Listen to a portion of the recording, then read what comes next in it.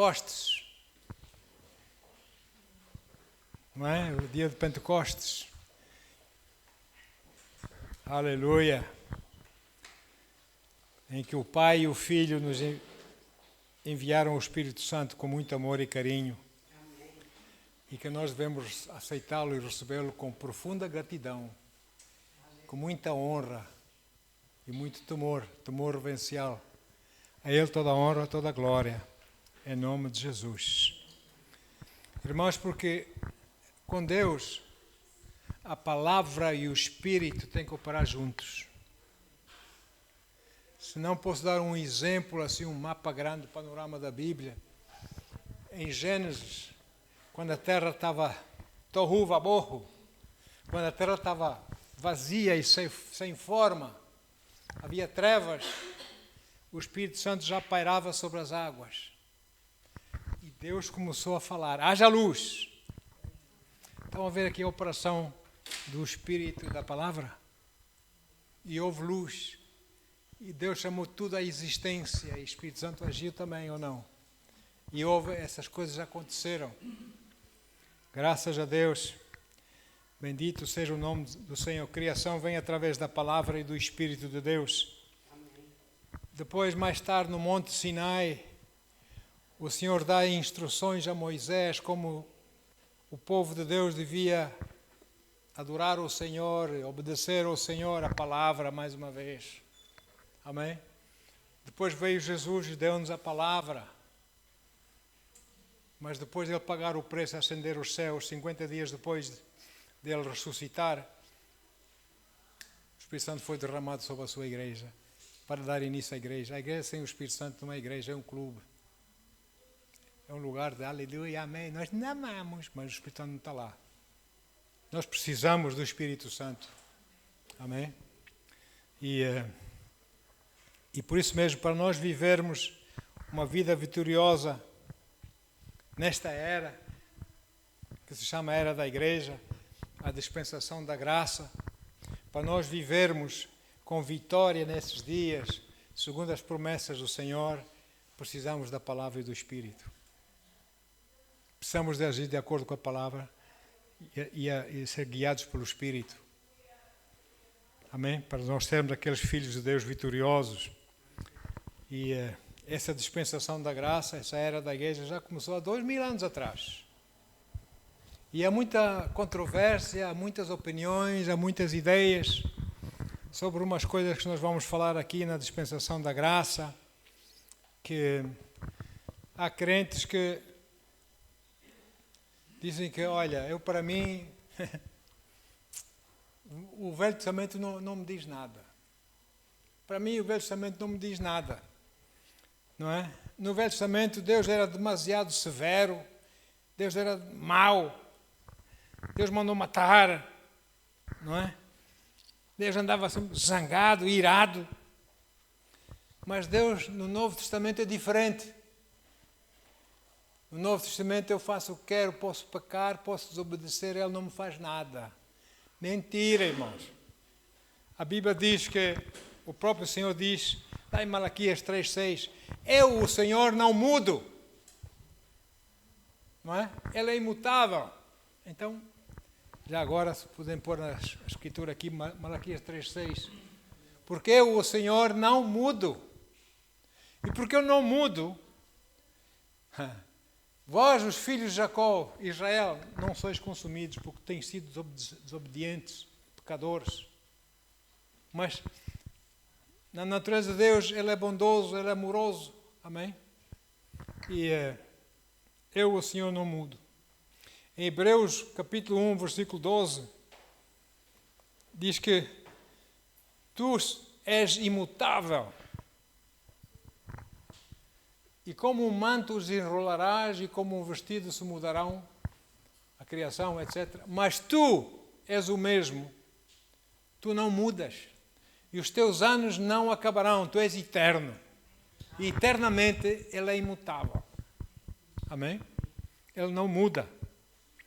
Também em Hebreus 13, versículo 8, Jesus na sua divindade, o Senhor, diz que Jesus Cristo é o mesmo, ontem, hoje eternamente.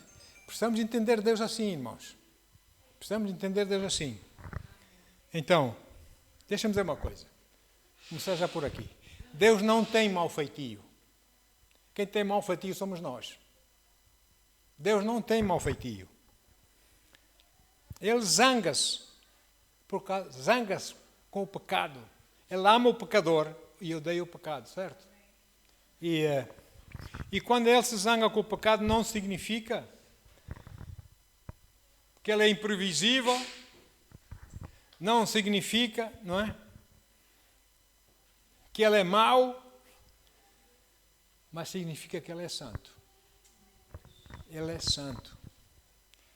E nessa sua santidade, ele reage como ele reage perante o pecado.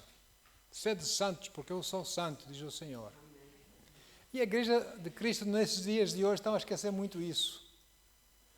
Estão a esquecer muito essa santidade. Acha que Deus é um boneco aí, eu faço como eu quero, como me apetece, não é? E Ele não diz nada, Ele aceita. Não. Vocês já vão entender um pouco melhor como é que Deus age em nossas vidas. Deus atravessou todas essas dispensações na humanidade, essas diferentes eras, etc., com diferentes concertos ou diferentes alianças, se quiser, amém? Perante Deus, diferentes eras, não é? Querendo sempre que o homem se aproximasse dele, que o homem se chegasse a ele, mas ele nunca deixou de ser o mesmo. Ele não muda, ele é imutável. O único e verdadeiro Deus. Não é? A diferença não está na natureza de Deus, mas está como Ele trata do homem. Como Ele nos trata no âmbito de cada uma dessas alianças através das eras. Ele foi se aproximando. Finalmente encontrou um amigo, Abraão, para se aproximar um pouco mais dos homens através de Abraão. Fez aliança e veio. Ele quer que todos venham ao arrependimento, que ninguém se perca. Mas Ele também, ao mesmo tempo, não obriga. Eles querem que venham de boa vontade. Deus não quer sacrifícios, Deus quer obediência. Coração voluntário. E a religião não é coração voluntário, é um coração enganado. Não é? Então, amados, nós podemos ver no Antigo Testamento vários exemplos da ira de Deus quando o pecado chegava à medida completa do pecado. Quando o pecado chegava ao ponto de ebulição. Já vamos explicar, não é? E alguns desses exemplos são, por exemplo, o dilúvio de Noé. O pecado chegou àquela medida completa e Deus teve que agir. Sodoma e Gomorra, não é? O pecado chegou a tal nível que Deus teve que agir, não é? E também a desobediência do povo de Israel começou a buscar servir outros deuses, ídolos, entraram no paganismo, viraram as costas a Deus e o pecado deles chegou à medida completa e Deus teve que intervir. E vamos ver porquê, não é? Aleluia. No Velho Testamento, Deus instituiu o sacrifício para que Ele pudesse trazer misericórdia. Sangue tinha que correr. Para entender, já apontava para o Cordeiro de Deus que tira os pecados do mundo. Amém?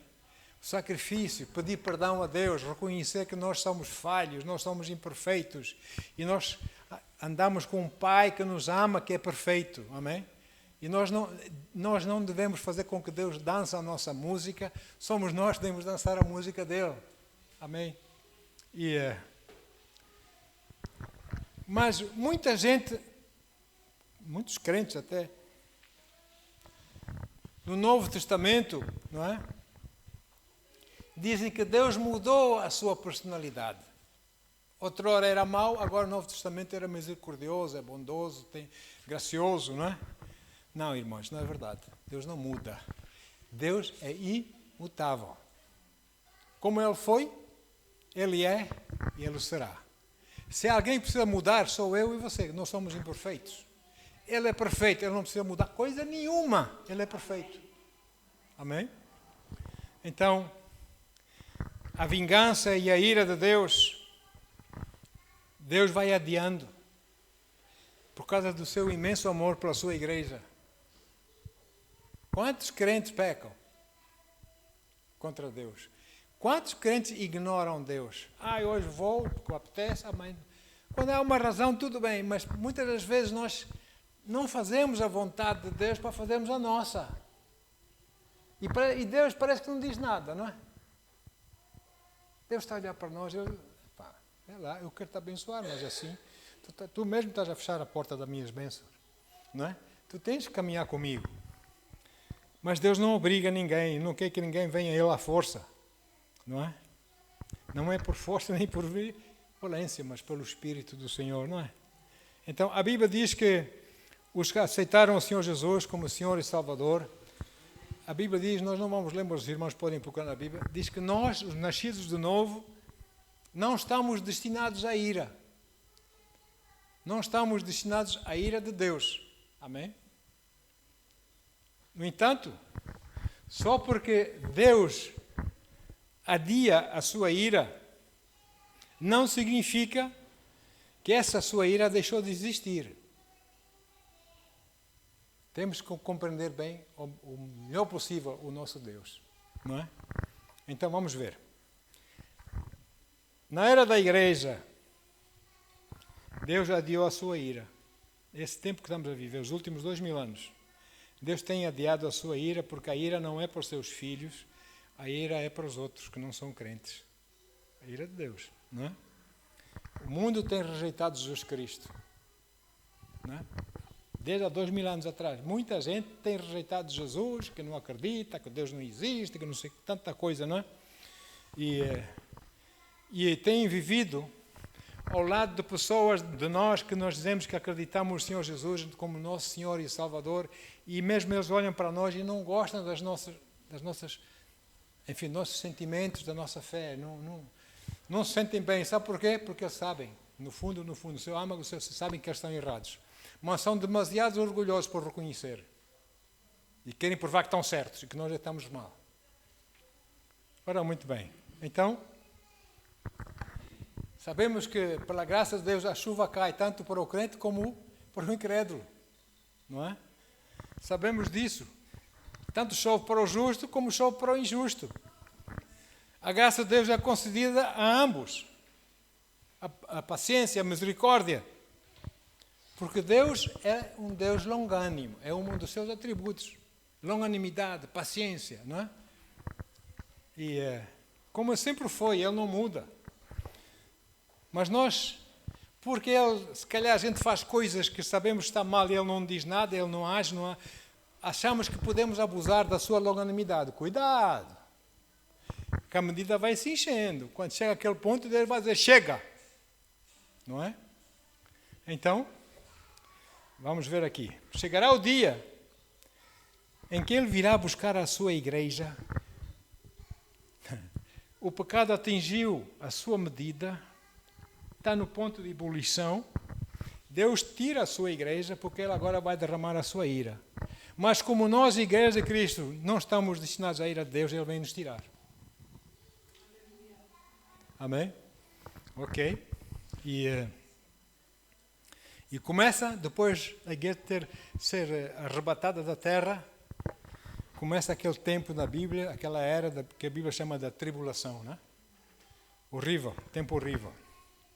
Mas veja uma coisa. Tal como Deus se opôs ao faraó, lá no Egito, por o faraó o ter rejeitado, o ter desobedecido, o ter rejeitado, não, nós egípcios é que estamos certos. Nós temos os deuses que temos e nós é que estamos certos. Isto aqui, Moisés, tem lá paciência, mas o teu Deus não existe. Não é? Nós fazemos como nossos deuses querem. Não é? E porque o faraó no Egito rejeitou o Senhor, não é? E Deus agiu, derramou a sua ira, também o Senhor vai agir contra essa geração que neste momento na era da igreja está a rejeitar Cristo. Quando o Senhor tirar a sua igreja para fora, aqueles que hoje estão a rejeitar Cristo, a ira de Deus vai cair sobre eles. Eu tenho muita pena, mas eles vão passar sofrimento. Porque Deus é um Deus justo, Deus não é palhaço para ser maltratado e desrespeitado. Sede santos porque eu sou santo, não é? Então é assim, amados.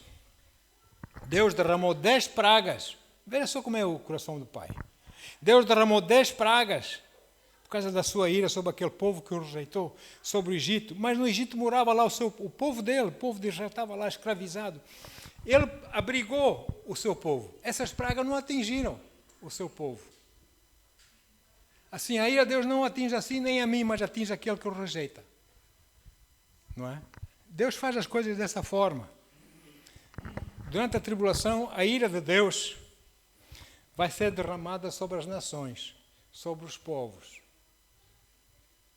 Porque à medida dos seus pecados, da rejeição, que Deus não existe, que nós somos todos uns fanáticos, um aleluia, amém, não sei o quê, essa medida está a completar. E quando Deus derrama a ira, é porque o pecado atingiu a sua medida. E Deus age, já vamos ver porque é que Ele faz isso. Então, os povos rejeitam o verdadeiro Cristo, correm atrás de outros cristos, de outras personalidades, de outras entidades, não é? Veneração e adoração a outras coisas. Não? Esquecem-se do verdadeiro Cristo, daquele que morreu na cruz, daquele que pagou o preço, esquecem-se de ir para servir outras coisas e sentem-se bem. Mas eles não sabem o que é que os espera. Deus, ao mesmo tempo, no seu amor, está à espera que eles se arrependam, que venham a Ele, não é? Que reconheçam o seu erro. Mas, ao mesmo tempo que o Senhor agiu daquela forma no Egito, ira para uns, proteção a outros, no tempo da tribulação, vai cair a ira de Deus, é a vinha da ira de Deus, né? Deus vai pisar as uvas, não é? E é a ira de Deus, mas ao mesmo tempo vai haver os maiores movimentos de evangelismo para a salvação de almas. Deus vai levantar pessoas, jovens e não sei o que mais, que vão com o poder de Deus, eles vão ser mortos, muitos vão morrer por causa da sua fé, mas muitos vão ser salvos na tribulação, sabia? Os maiores moveres do Espírito Santo em evangelismo, mais que agora, vai ser na tribulação. E o maior movimento de salvação que o mundo já viu. Nós já estaremos com ele, né? Lá no céu, a igreja. E apesar das pessoas terem rejeitado agora, essas pessoas que agora rejeitam, se o Senhor vier hoje, nós vamos e eles ficam. Mas Deus vai dar mais uma oportunidade para se arrependerem. Não é? Ou então a ira cai sobre eles e pronto. Não é? E a ira de Deus não é uma coisa aleatória, é segundo os seus apetites, conforme Ele quer. Mas a ira de Deus é uma questão de justiça. Da justiça de Deus, não é? A ira de Deus é santa, tem a sua medida, é uma resposta de um Deus justo e reto perante rebelião persistente, com o fim de proteger aqueles que já são dele. Porque se ele não faz isso, se ele não intervém, Satanás vai fazer de nós gato sapato, desculpem o termo, não é? E ele intervém. Então, nos dias de Josué houve muita controvérsia. É um dos livros históricos com muita controvérsia. Mais do que na maior parte dos livros históricos da Bíblia, havia muita controvérsia no livro de Josué. E essa controvérsia torna-se bem clara nesse livro, não é? E os teólogos liberais, pegando nas passagens da Bíblia, principalmente do livro de Josué, Deus mandou matar toda a gente. Deus matou até as crianças, até os animais, tudinho. Deus é mau. Deus é bruto. Deus é um assassino. Não entendem, julgam a maneira deles. Na sua imperfeição, julgam um Deus perfeito, como sendo Deus imperfeito, não é? E os teólogos liberais perguntam-se porquê que Deus se zangou tanto, mais tanto, e foi tão duro, foi tão mau para com aquele pobre povo inocente de Canaã. Coitadinhos. Nós vemos muita coisa semelhante hoje. Eles nem vão falar, não é? Muita coisa semelhante. Então, vamos por partes. o povo de Canaã não era nem pobre, nem inocente. Porque eles tinham vindo a rejeitar Deus, a servir o paganismo, outros deuses, outros ídolos. Nada com esse Deus. Não quiseram nada com ele. Então, assim como Deus legou um tempo aos egípcios, ao Egito, de 400 anos, foi uma oportunidade de 400 anos. Deus deu aos cananitas, os habitantes da terra que Deus tinha dado a Abraão, para a sua descendência. E esses povos começaram a entrar, começaram a ter posse dessa terra que não era deles, e diziam que era deles, mas não era deles nada. Deus deu-lhes uma chance, uma oportunidade de 440 anos para chegarem ao reconhecimento de que aquela terra não era deles. Não é? Então, vamos ver. Gênesis 15, aqui Deus faz aliança com Abrão. Gênesis 15, versículos só 12 a 16, não vamos ler mais por causa do tempo. Gênesis 15, 12, aqui Deus faz aliança, muito bem. Ao pôr do sol, Deus mandou Abraão a preparar os animais, abrir-lhes os animais e tal, e coisas, pôr sobre as lajes das pedras. E depois de ele ter feito tudo aquilo, Abraão enxutou os abutres, etc, etc. Veio um sono profundo sobre Abraão, e eis que vieram sobre ele trevas densas e assustadoras. Ele começou a ver no seu sono. Versículo 13. Então o Senhor falou a Abraão: sabe, com toda a certeza, que a tua posteridade será peregrina em terra alheia e será reduzida à escravidão, lá no Egito, peregrina em terra alheia no Egito, reduzida à escravidão no Egito, e será afligida por 400 anos, tempo que Deus estava a dar aos egípcios para se arrependerem. Não é? Versículo 14. Contudo, eu os julgarei e castigarei a nação que a fizer sujeitar-se à escravidão. E depois de muitas aflições, teus descendentes sairão livres, levando muitas riquezas. Os egípcios saíam, davam ouro e prata. Por favor, saem daqui, levam ouro e prata. Né? Todos saíram muito ricos. Saíram do Egito ricos. Ok. Versículo 15. Tu, porém, Abraão, gozarás de uma velhice abençoada, morrerás em paz, serás sepultado e irás reunir-te com os teus pais no mundo dos mortos. E o versículo 16, notem bem. Depois de 4 gerações, teus descendentes retornarão para estas terras. Vão sair do Egito, atravessar o deserto, vão entrar nessas terras que eu te dou hoje. Porquanto não expulsarei os amorreus, nota bem, não expulsarei os amorreus até que eles se tornem... Não gosto dessa tradução. Não tem outra tradução aí? Paulo, tem outra tradução? Versículo 15, 16. Não é tão malignos. Vamos ver. E a quarta já tornará para cá. Porque a medida da injustiça dos amorreus, não está ainda cheia. Estão a ver? Pecam. Mas quando a medida da injustiça ou do pecado estiver cheio, Deus pode agir. Deus da oportunidade, não é? Então, a minha Bíblia diz que, no versículo 16, que na 4ª geração tornarão para aqui, para a terra prometida, porque não se encheu ainda a medida da iniquidade dos amorreus. Eles rejeitaram a Deus, eles não queriam saber. Sabiam que aquela terra Deus tinha dado a Abraão, não é? Mas eles não quiseram saber. A terra é nossa, e pronto, não é? Olha, eles, certamente, através desses 440 anos e 400 anos no Egito, etc., tiveram muitas oportunidades de se arrependerem. Deus certamente mostrou o seu amor, avisou-os, aconselhou-os, mas eles sempre o rejeitaram. Sempre o rejeitaram, não se arrependeram. E no caso dos cananitas, da terra prometida, assim que o povo de Israel estava-se a preparar para tomar a primeira cidade, não é? Da terra prometida, Jericó. Josué mandou espias espiarem a cidade para ver como é que estavam as sentinelas, os exércitos, para saberem como é que eles haviam de atacar a cidade e tomar a cidade. Os espias israelitas foram descobertos. E eles tiveram que fugir e esconder-se. E Raabe, a meretriz, aceitou-os. Porque Raabe já tinha no coração, ela sabia, como todos os outros sabiam, de Jericó, que vem aí o povo de Israel, vem lá do deserto, vem para tomar de volta a sua terra, que lhes pertence.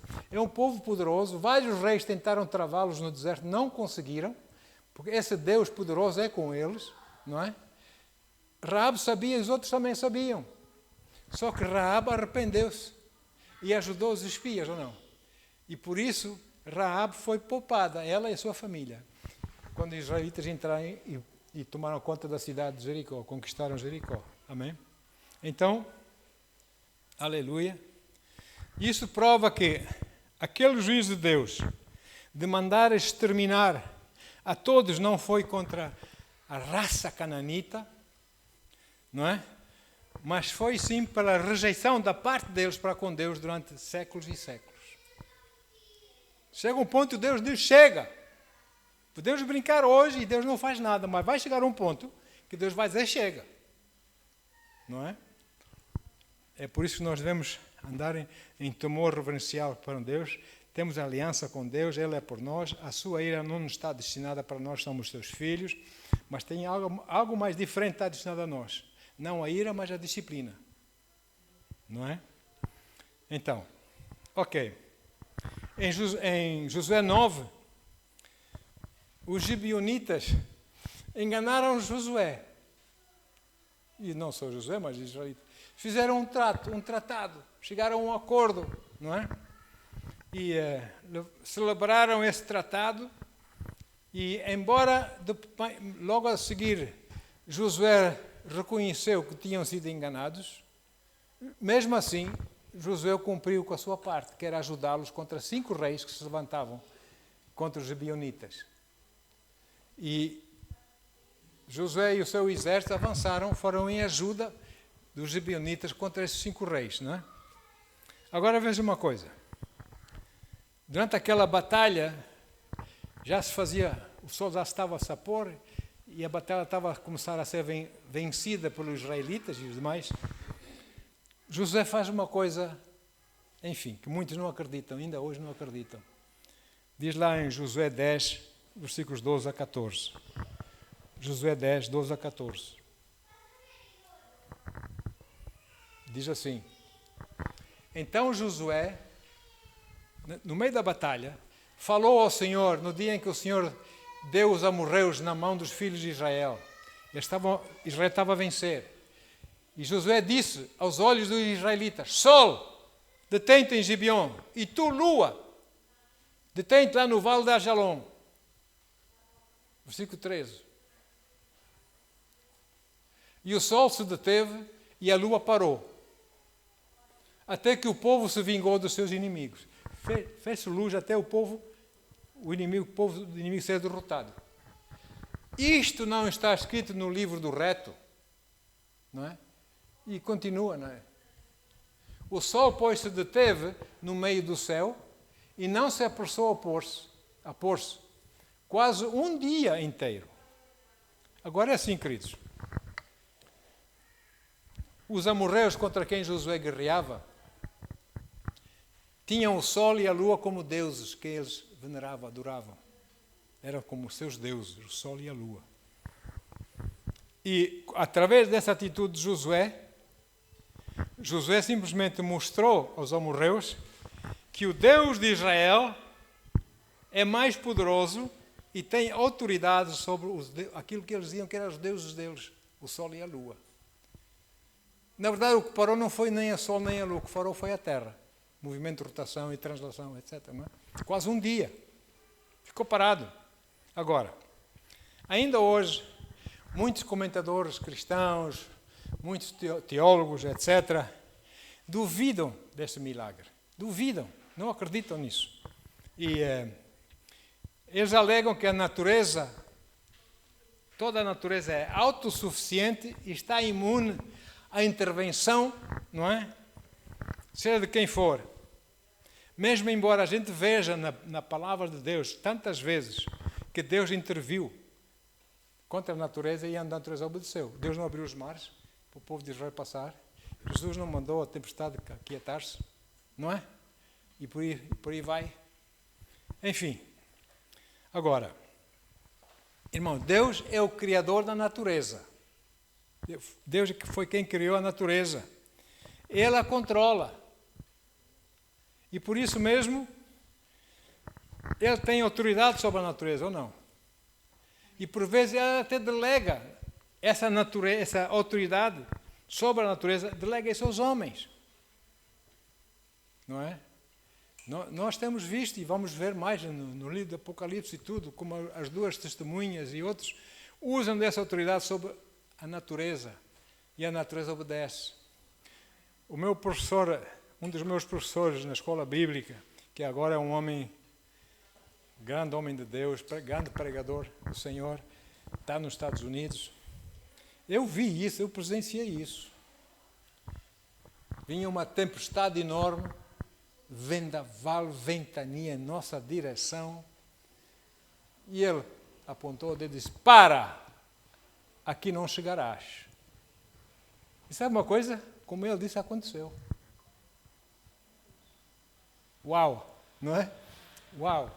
E então, este facto de que o Sol parou, não é o Sol, mas a Terra parou, ou seja, nos dias antigos é o Sol e a Lua que pararam, mas na verdade foi a Terra que parou, não é? Este facto está registado, está provado cientificamente pela NASA. Porque eles, estudando aqui a Terra e o Sistema Solar e etc., eles chegaram a uma conclusão, sabe, com as suas ciências, os seus estudos profundos, que houve um tempo em que o dia teve quase o dobro de 24 horas, teve quase 48 horas. E esse dia, eles até calcularam o ano e tudo que foi nos dias de Josué. Deus é Deus, amém? Então, é assim, amados, Josué 10 e Josué 11, vocês lerem, esses capítulos registram as conquistas de Israel ao sul e ao norte de Canaã. As conquistas, cidades que eles tomaram, etc. Cidades foram destruídas, o povo foi vencido, não é? Num período que levou um período de 6 a 7 anos para conseguirem conquistar a terra.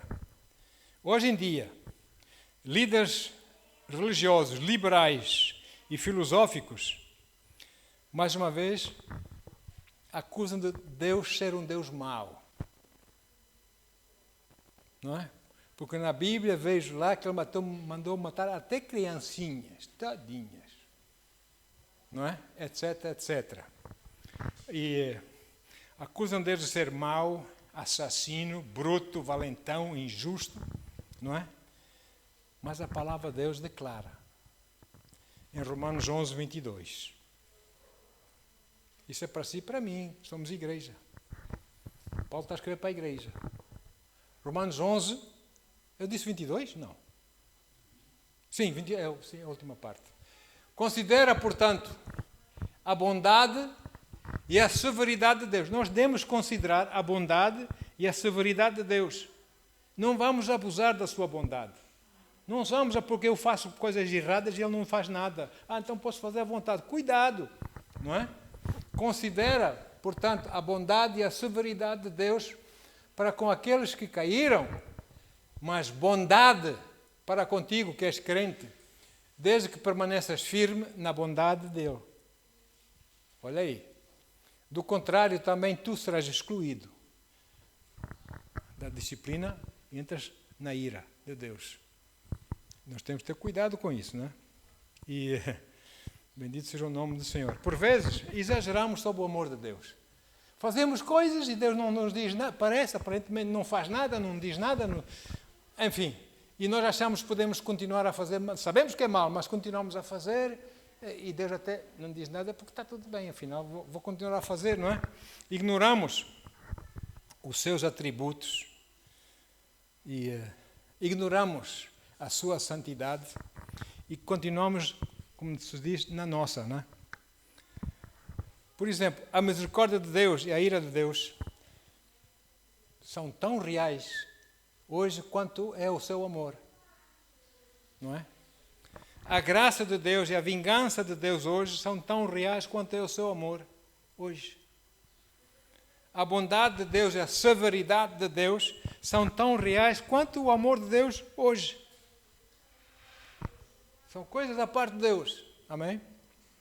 Agora, quando Deus falou para Jesus, há uma passagem, e que Deus chamou Jesus de Deus. Mais uma prova que Jesus é Deus. Não é? Aliás, eu usava isso, uma seita que andava para ir de porta em porta, batendo nas portas. Jesus não é Deus. Ele diz, não, vamos, abra a sua Bíblia. Leia comigo, Hebreus 1, 9. Vamos ver. Hebreus 1, 8 e 9. Vamos lá. 8, versículo 8. Entretanto, a respeito do Filho, Deus revela, é Deus Pai, revela. O teu trono, ó Deus! Deus diz, chama Jesus de Deus. O teu trono, ó Deus, subsiste por toda a eternidade. E o cetro do teu reino é bastão da justiça. Agora o versículo 9. Tu, ó Deus, amas o direito e odeias a iniquidade. Não é? Por esse motivo, Deus, o teu Deus, agora é o Pai, Deus Pai. O teu Deus, te escolheu e te ungiu com óleo de alegria, como a nenhum dos teus companheiros. Então, nós vemos aqui que Deus ama o direito e odeia a iniquidade. Então, amados, e porque Ele é um Deus justo, nessa justiça, Deus o ungiu com óleo de alegria, mais que os seus companheiros. Aleluia. Sabe o que isso me diz? Jesus é uma pessoa alegre, mais do que todos nós juntos. Se alguém sabe rir, se alguém que sabe dar uma boa risada, é Jesus. Mais do que nós, porque Deus o ungiu com óleo de alegria. Ele não é tão mau assim como pintam, não é? E então, amados, o céu aplaudiu a Deus Pai, e a Deus o Filho, e a Deus o Espírito Santo, por esse Deus amar a retidão e odiar o pecado ou a iniquidade. O céu, os anjos aplaudiram o Senhor, não é?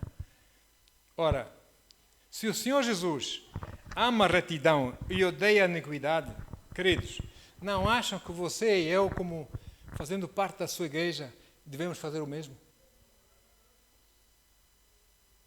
Mas sabe uma coisa? Infelizmente, muitos crentes não fazem como Jesus quer que a gente faça. Amém? Eles amam a retidão, mas quanto à iniquidade, comprometem-se. Porque não sei o quê, vou aceitar, senão vai ficar ofendido, vai pensar não sei o quê. Tá. Bata o pé, não é não. Jesus diz sim, sim, não, não. O que passa disso é demoníaco.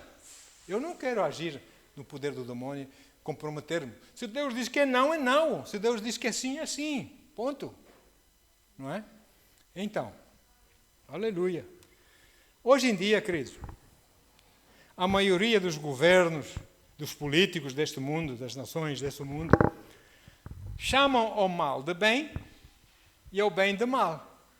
Não é? Aquilo que para si e para mim estão certo de acordo com a Bíblia, eles dizem que está errado. Temos que fazer de outra forma, ao contrário mesmo. Ao doce chamam salgado, ao salgado chamam doce, enfim. E todas essas coisas, não é? Então, e embora nós, ao sentirmos, ao vermos essas coisas, devíamos nos levantar contra essas atrocidades. Mas comprometemos-nos. Vamos ficar calados, senão vamos aborrecer a minha vida, vamos me incomodar, vou ficar mais quieto. Deus não quer compromisso, esse comprometimento com o pecado. Deus não quer. Sim, sim, não, não. Não há sims para Deus, não é? E eu digo isso porque Deus aplaude a retidão, a justiça. Deus não aplaude o comprometimento. Eu sei que está mal, mas pronto, vou fechar os olhos. Não. Não. É como a gente diz, um pé no céu, um pé no mundo, né? Não. Ou estamos de um lado ou estamos do outro. A santidade de Deus é tão real, é tão verdadeira, quanto a sua graça e misericórdia e o seu amor para conosco, não é? Então vamos ver. Deus tem para os seus filhos, aqueles que aceitaram Jesus e que nasceram de novo, Deus não tem ira para lançar sobre eles, mas Deus tem disciplina. Para aqueles que continuam a rejeitar o Senhor, que acham que isso é tudo uma treta, uma história mal contada, não sei o que eles é que sabem, eles é que estão bem, Deus tem ira. E se eles não mudam, a ira vai cair. E vão poder orar. Mas se essas pessoas não se arrependerem, a ira vai continuar a cair. Deus é Deus, irmão. Deus é santo. Não é? Então é assim. Olha aí. Nós, a Bíblia diz, nós crentes, nós que nascemos novo, não fomos destinados à ira de Deus. Não é? Mas vamos experimentar disciplina quando falhamos. Ele vai nos disciplinar. Qual é o pai que não disciplina o seu filho? Ele não disciplina porque ele nos ama. Deus disciplina-nos, diz a Bíblia, não é? Em Romanos 6, versículo 1, a Bíblia diz o seguinte. Há pessoas que pensam assim. E o apóstolo Paulo faz essa pergunta. Romanos 6, 1. Então, qual seria a conclusão? Pergunta o apóstolo. Devemos continuar pecando a fim de que a graça seja ainda mais ressaltada? Ou seja, Deus não faz mal, eu posso continuar a pecar, a graça de Deus, não sei o quê, e continua. E Paulo diz, é assim que nós queremos mais graça na nossa vida? Isso é um abuso contra Deus. A graça de Deus, no dia a dia, pode esgotar-se. Chega aquele momento, a medida da iniquidade, do pecado, da nossa desobediência para com Ele, chega àquele ponto, a medida está cheia, e naquele dia, Deus vai agir como Ele não agiu ontem, porque ontem ainda havia um pouco para encher, né, de iniquidade. Naquele dia, a medida está cheia, Ele vai dizer assim, olha, eu tenho sido gracioso para contigo, meu filho, minha filha, eu tenho sido compassivo para contigo, paciente para contigo, durante muito, muito tempo. Mas agora chega. A medida está completa. Agora, estes abusos acabam aqui e agora. E se formos crentes, o Senhor disciplina-nos. E se formos incrédulos e desobedientes, e, enfim, faltamos ao respeito a Deus, cai a ira. Aí se cai. E depois há choro. E depois, oração a Deus. Não, Deus é justo. Deus é justo. Então, é como educar as nossas crianças. Sabe? Você vê as crianças desobedecerem, antes, mostram que são imperfeitas, não é? Precisam ser disciplinadas, precisam ser ensinadas. E a gente vê as nossas crianças a desobedecerem e nós conversamos com elas. Nós tentamos mostrar-lhes com calma, com paciência, não zangados, a berrar com eles, mas com calma, mostrar que aquilo que eles estão a fazer está errado, para não fazerem mais, não é? E elas continuam a fazer o mesmo. Rejeitam aquilo que os pais lhes disseram e continuam a fazer o mesmo. E nós, os pais, olhamos para aquilo e vamos dando oportunidade. Olha, filho, é assim. Ó, filha, é assim. Não faças isso porque isso não é correto. Mas chega um momento que já não é mais conselhos, já é disciplina. Não é? Para quê? Para eles reconhecerem. Conhecerem que há limites nas coisas. Porque se eles não respeitam os pais enquanto eles são pequenos, estão debaixo da tutela dos pais, você acha que quando eles forem adultos vão obedecer a Deus? Assim que têm um mínimo de 15 anos, 16 anos, 17, 18, deixam Deus. Não obedecer aos pais, também não vão obedecer a Deus. Então é assim. E se as crianças insistirem em serem desobedientes, disciplina tem que ser aplicada, não é? O mundo acha as pessoas acham que podem controlar Deus. Na verdade, cá no fundo eu não acredito em Deus. Cá no fundo, cá para mim, dizem que sim, mas eu não acredito que Deus existe. Pois. E foi com essa atitude, né, que infelizmente até crentes carnais, crentes que acabaram de aceitar o Senhor, mas não cresceram na fé, não deixaram de ter relacionamento com Ele, pensam, pronto, já aceitei Jesus, já não preciso ir à igreja, eles pensam da mesma forma e continuam a desobedecer até um dia, não é? Olha, e foi isso que também Israel fez com Deus. Mas sabe, Deus não se deixa manipular. Eu fiz isso, eu sei que está errado, mas Deus não disse nada, Deus não fez nada, continua, eu posso fazer à vontade, Ele não me trava, Ele não sei o quê. Chega um tempo, Deus diz, chega! Até aqui nem mais um passo. E Ele vai agir. E foi o que aconteceu com o povo de Israel. O povo de Israel, Deus abençoou, Deus cuidou deles, Deus protegeu os seus inimigos, Deus fez lá tanta coisa por eles estavam bem, eles viviam bem. O que é que eles começaram a fazer? Viraram as costas a Deus, começaram a servir deuses pagãos de outros povos. Esqueceram-se de Deus, rejeitaram Deus. E Deus sempre a tentar mostrar, chamá-los de volta, enviava os seus profetas, não sei o que, para avisar, venha, porque o Senhor é compassivo, venha. Eles não quiseram saber. Sabe o que é que Deus fez? Chegou o momento da disciplina. Deus enviou um rei, que atacou Jerusalém, atacou Israel, e levou-os para o cativeiro da Babilônia, 70 anos. Sabe para que é isso? Disciplina. Para eles saberem que há um só Deus. E lá no cativeiro, no exílio, na Babilônia, eles clamavam a Deus. Os dias de Jerusalém eram tão bons. Não sei o quê. Deus. Começaram a se arrepender. E ao final de 70 anos, muitos deles regressaram, até que o rei abriu-lhes a porta e tudo, não é? Eles regressaram para Israel. E nunca mais adoraram deuses pagãos. Aprenderam a lição, ou não? É assim, amados. Agora, a ira que vem sobre o incrédulo é uma ira ilimitada. Essa ira tem as suas consequências tanto nessa vida como na eternidade. É muito sério, não é? Enquanto que a disciplina que o Senhor tem para aqueles que o aceitaram, que nasceram de novo, que são o povo dele, não é? A sua disciplina nesta vida é corretiva, é para nos corrigir, e é temporária. É só nesta vida. Porque depois vamos para o céu, ou não? Está a ver como Deus age? E nós temos de ter cuidado com essas coisas.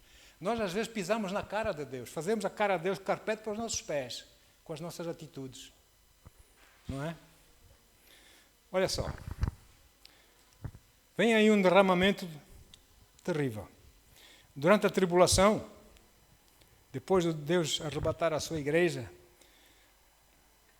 vai haver um grande movimento de evangelismo, etc. Mas também, a Bíblia diz, 1/4 da população mundial vai morrer. É nas ilhas, é não sei aonde, vai morrer muita gente. 1/4 da população. Se o Senhor vier buscar a sua igreja hoje, são 8 bilhões de pessoas na Terra, que vivem na Terra, né? Habitantes da Terra, 8 bilhões. 1/4 são 2 bilhões de pessoas que vão morrer. Essas guerrinhas morrem 2 ou 3, é pouca coisa. A ira de Deus vai cair. Deus vai permitir que venham demónios, vai permitir que haja mais guerras, que mais contendas, por causa da desobediência das pessoas, do povo. Ora bem, mas, finalmente, no final do tempo da tribulação, lá segundo o livro do Apocalipse, na batalha de Armagedon, o próprio Senhor Jesus vai descer dos céus para o Monte das Oliveiras, como o viram subir, assim ele descerá. E ele, consigo, comigo, com os seus anjos guerreiros, e ele vai guerrear, porque naquela época, naquela altura, muitos exércitos das nações, essas nações poderosas, eu tenho algumas no meu coração, mas nem vou falar, tem a mania que são muito poderosos, tem não sei o quê, vão estar a rodear Jerusalém para destruir, para acabar, como eles querem fazer hoje, tirá-los do mapa, não é? E vem Jesus. Jesus vai destruir esses exércitos com a sua palavra. Não é? E durante o sangue vai correr naquele vale de Meguido, do Armagedão, 300 quilómetros de sangue a correr. A ira de Deus. Porque esse povo sempre tem rejeitado a Deus. Eles sabem melhor. Eles não precisam desse Deus. Nós temos os nossos deuses. Jesus vai fazer justiça ali. O anticristo vai ser lançado no lago do fogo e enxofre ou não. Satanás vai ser lançado no abismo durante 1000 anos, preso no abismo, etc, etc. E esse juízo não vai acontecer porque apeteceu Deus agir desta forma. Não. Mas vai ser o resultado de muitos e muitos anos de paciência, de longanimidade, de aviso, de conselho, de demonstração de amor e carinho para com as pessoas, não é? E as pessoas simplesmente cuspiram para essas coisas, ignoraram, rejeitaram essas coisas, não é? Permitindo que o pecado se edificasse cada vez mais e mais. Irmãos, Deus é Deus, não é? A rebelião vai se desenvolvendo, vai aumentando, vai criando outras situações e circunstâncias, não é? Vai piorando e chega aquela medida em que Deus tem que intervir para acabar com aquilo. Se Deus não intervém, olha o que vai acontecer. Se Deus não intervém, Satanás vai ter a oportunidade para aniquilar o povo de Deus na terra. E Deus não vai permitir isso. Nem mais um passo. Eles já nos faltam o respeito. Eles já nos dizem coisas. Não é? E Deus vai chegar um momento e Deus chega. Nem mais uma palavra. Sede santos, porque eu sou santo, diz o Senhor. Então é assim. Não vamos confundir só porque Deus, a gente faz as nossas coisas erradas e tal, e parece que Deus não diz nada, parece que Deus até na sua passividade está a permitir que a gente faça essas coisas. Irmãos, nunca, mas nunca confundam a graça de Deus com passividade de Deus. Isso não é passividade, isso é amor. A graça de Deus é um dom não merecido, o favor de Deus não merecido.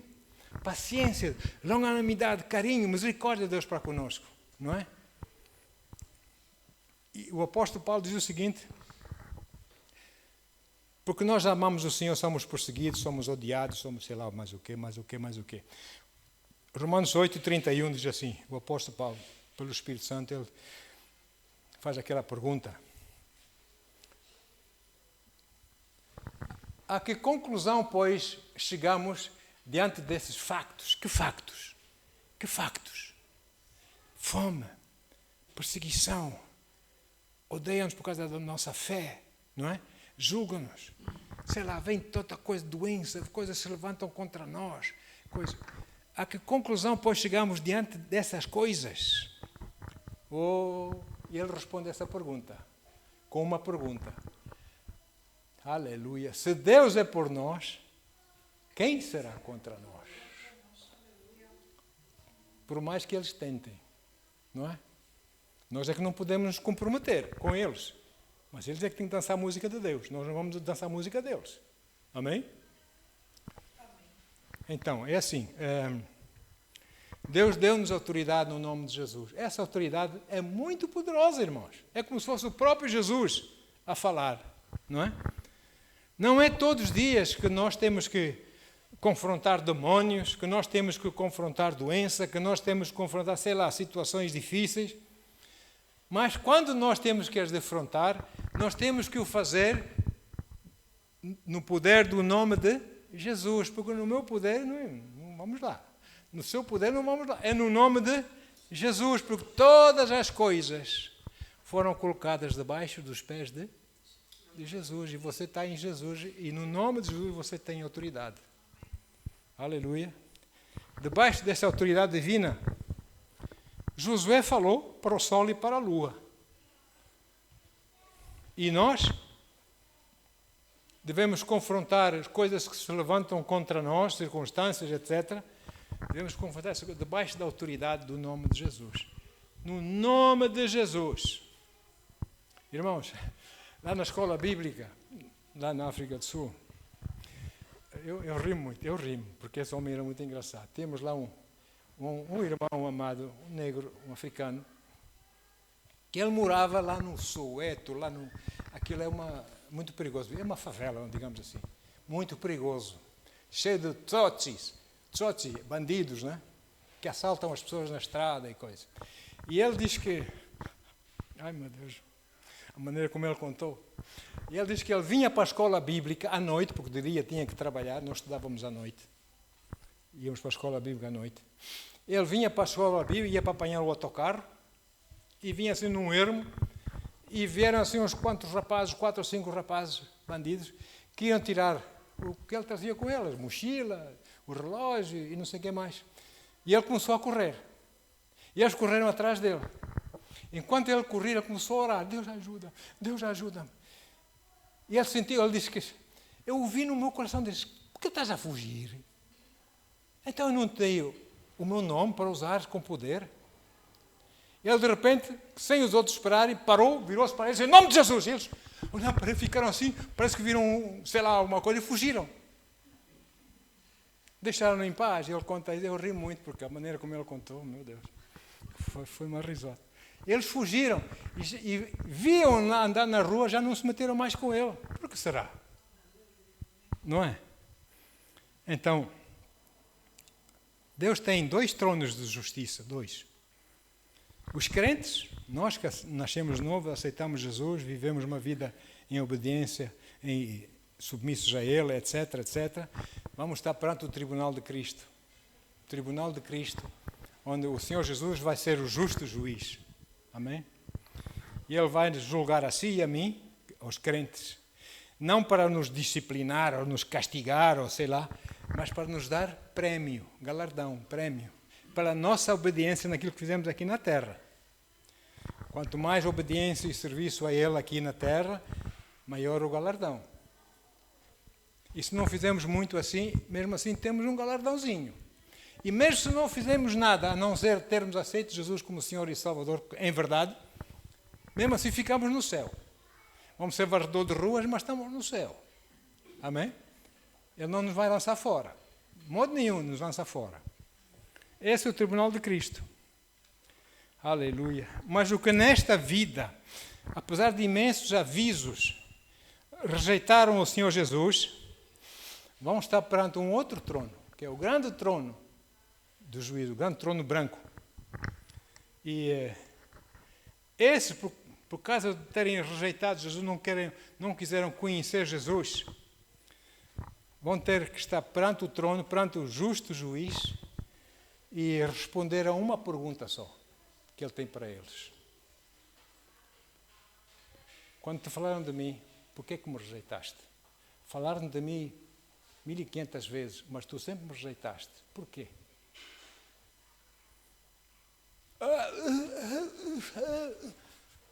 Porque tu não me quiseste conhecer, eu também não te conheço, aparta de mim. E vai ser lançado num lago muito feio, não é?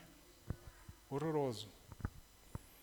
Então, o único requisito para se viver eternamente no céu é nós já hoje aceitarmos e vivermos com o Senhor. Amém? Nascermos de novo. Não é por causa de uma questão de religião, não é isso. É salvação. É muito mais que religião. Ou você acha que você vai confessar os seus pecados a um homem e esse homem tem autoridade para perdoar os seus pecados? Eu tenho autoridade para perdoar o pecado, sabe de quem? Se alguém me fez algum mal contra mim e vem pedir perdão, aí eu perdoo. Mas quem pecou contra Deus, eu não tenho autoridade para perdoar os seus pecados. Isso é uma falácia. E há muitas outras falácias. E nós não nos podemos comprometer. Olha, se não quiserem matar, matem-me. Mas eu vou ficar na verdade da palavra. Não quero saber. Eu não quero me comprometer. Rejeito. Pus a mão no arado, quer ser sincero para o Senhor meu Deus. Mas muito crente compromete-se. O que é que eles vão dizer? O que é que eles vão pensar? Estamos numa aldeiazinha, estou a dizer não sei o quê.